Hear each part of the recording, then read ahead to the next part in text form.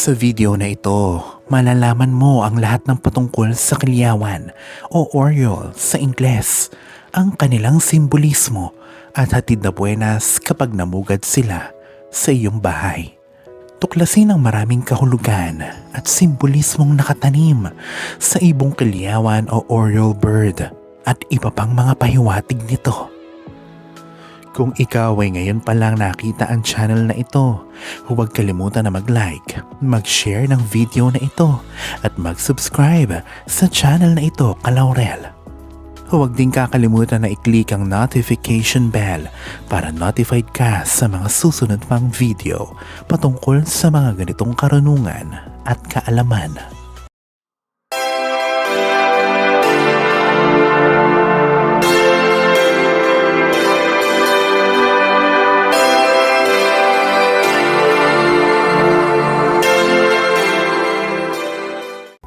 Ang tinatawag na Orioles o kilyawan ay ilan sa mga pinakamagagandang ibon na maaari mong makita sa wildlife at sa labas ng iyong bahay. Sila ay may maraming kulay at uri. Ang kaibahan sa pamamagitan ng kanilang matingkad na balahibo sa likod at makulay nitong katangian ay namumukod tangi sa karamihan. Kung hindi mo pa sila nakikita, ay tiyak na maririnig mo sila. Gumagawa ang Orioles ng eleganteng pagsipol na pakanta na umaalingaw-ngaw sa buong kapaligiran. Ang simbolismo at kahulugan ng Oriole bird o kilyawan. Ang mga Orioles o kilyawan ay may maraming interpretasyon sa pamamagitan ng pagpapakita nito sa iba't ibang kultura at lugar. Ang matingkad na kulay ng Orioles na orange at dilaw ay madalas na karaniwang kulay ng ibong kilyawan ay maaaring kumatawan sa mga sorpresa ng buhay at mga kapanapanabik na bagay at ang kanilang mga nakaka-relax na huni ay sumasagisag sa kaligayahan, katatagan at pagkakaisa. Gayunpaman ang Oriole o kilyawan ay maaari ding simbolismo ng pagiging maparaan at pagiging maalaga sa lahat ng bagay at parte ng buhay. Sila din ay sumasagisag sa paglalakbay at pagtuklas sa totoong sarili o pagkakaroon ng self-awareness.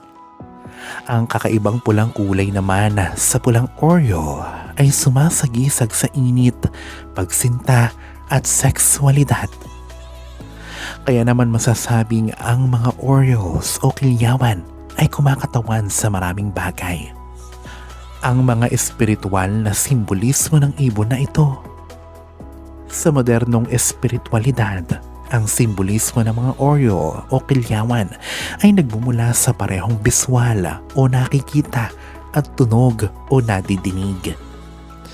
Sa pangkalahatan, anumang kulay ng ibong ito, ang taong nakakakita palagi ng Oriole o kilyawan ay nagpapahiwatig na nakaligtas na siya sa mga pinakamapanganib na kaganapan sa kanyang buhay at malapit nang makaranas ng swerte. Ito ay maaaring pahiwatig din na ang isang taong malapit sa iyo ay nangangailangan ng iyong kagalakan. Ang kilyawan ay konektado kay Archangel Auriel. Kaya nauugnay ang mga ito sa mistisismo, pagiging lihim at kalikasan. Naaalala ko pa nga na may mayamang tao sa amin na sobrang yaman at sobrang napakarami niyang negosyo. Ang bahay niya ay madalas na pamugaran ng ibon na ito. Hindi niya kailanman ito pinapaalis at talaga nagagalit siya kapag may sumisira ng pugad nito sa bahay niya. Ito ay base sa kwento ng aking tatay noon. Sa pangkalahatan, ang mga Orioles ay sumasagisag sa pagiging simple, kagalakan, balanse at positibo. Ang mga Oriole o ibong kilyawan ay maaaring kabilang sa alinman sa pamilya ng mga songbird o blackbird at ang mga iyon ay makikita mo sa Hebrew at Christian Bible. Ang mga ito ay lumitaw din sa iba pang mga berso sa Biblia, kabilang na dito ang Awit 104. Ang mga blackbird ay natukoy din sa aklat ng Mateo at Lucas kapag tinatalakay ni Jesus ang mga pagpapala ng Diyos para sa paglikha. Sa Native American cultures, ang mga ito ay pinaniniwala ang mga tagapag-alaga ng natural na mundo. Sa iba naman, ito ay nagtataglay ng enerhiya ng araw. Sa panaginip kung ang isang Oriole o kilyawan ay dumalaw sa iyo, ito ay maaaring isang senyales ng ilang mga paparating na malaking kaganapan.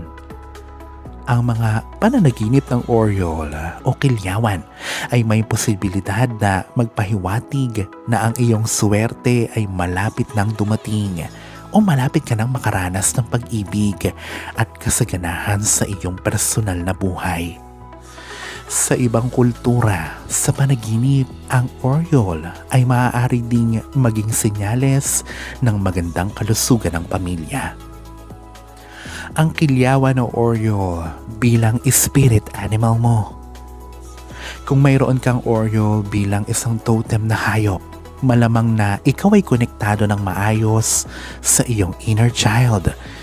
Ikaw ay napakasensitibo sa lahat ng bagay, ngunit mayroon ka ring malaking kagalakan at koneksyon sa mga natural na kagandahan ng buhay.